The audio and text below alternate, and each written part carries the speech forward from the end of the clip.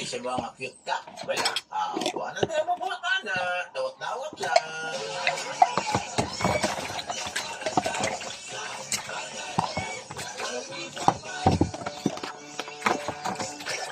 Barangay FM 103.5. Ang Bear Brand Junior para sa 1 to 3 years old, 495 pesos lang. SRP for 400 gram pack. May 2.5 kilograms din. Bear Brand Junior para sa 1 to 3 years old. The use of principles is solely defined by the unnecessary and improper use of this product may be dangerous to your child's health. EO 51 013 Teams of 523.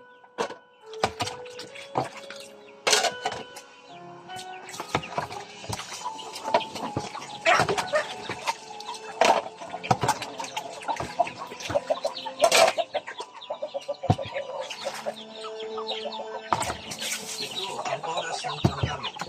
Panalangin para sa pamahalaan. Ang mga petisyon na nilalaman ng panalangin ito ay hinahang sa mga katuruan ng salita ng Diyos, ang Biblia. Ang salita ng Diyos mula sa Roma 13, talatang 1 hanggang 2, at kung Timoteo 2, talatang 2 hanggang 3.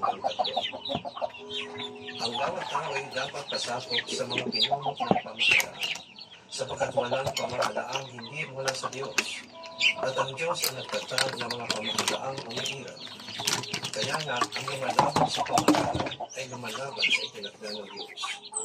Ipanalangin niyo ang mga hari at mga may kapangyarihan para makapamuhay tayo ng tahimik at mapayapa na may kabanalan at pagtutunan natin. Mabuti ito at nakalulugod sa Diyos na ating tagapagligtas. Naway sabayan ninyo ako sa panalangin ito. Dakilang Diyos at Ama, dahil ikaw ang nagtalaga ng aming pamahalaan upang pamunuan at isaayos ang aming sambayanan. Ipakaloob mo sa puso ng aming pamunuan na kanilang gawing gabay ang iyong banal na salita sa paglikha at pagsasakatuparan ng mga batas na may buong katarungan. Ito silang gabayan sa araw-araw nilang pamumuno at pagmamalakad sa aming bayan na kanilang mabisang patugunan ang mga pangangailangan ng mga mamamayan at malantas ng mga maraming suliranin ng aming lipunan. Namin ding hinihiling na sila ay iyong bigyan ng pagkakaisa at katapatan sa pagkataguyod ng magandang kinabukasan para sa bawat mamamayan. Upang sila ay laging handang isauna ang kapakanan ng sambayanan. Naway kanilang bigyan ng katarungan ang mga mahina at walang lakas at huwag payagang maki ang mga mahirap at walang laban. Sa araw-araw, pangalagaan nila ang sambayanan at kanilang iligtas sila sa kamay na masasama. O Diyos, iyong patuloy na palapitin ang kalooban ng aming mga pinuno sa iyo nang sila ay makapagpamahala na may dunong at integridad at may busilak na puso. Naway sila ay magsilbing modelo na magandang asal, katapatan, pagtsatsaga, pagkakaisa, katuwiran at pagmamalasakit sa kapwa.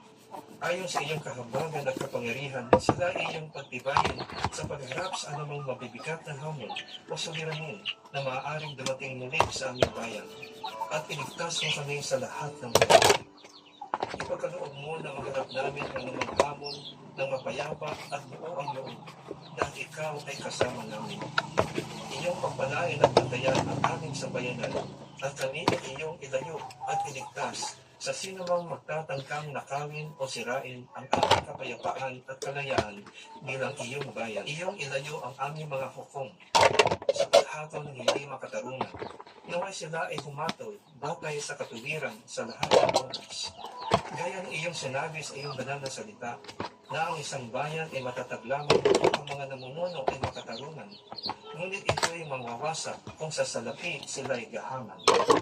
Ipagtibay mo sa kanilang mga puso ang integridad, kahabagan, pagsunod sa iyong mga utos at tunay na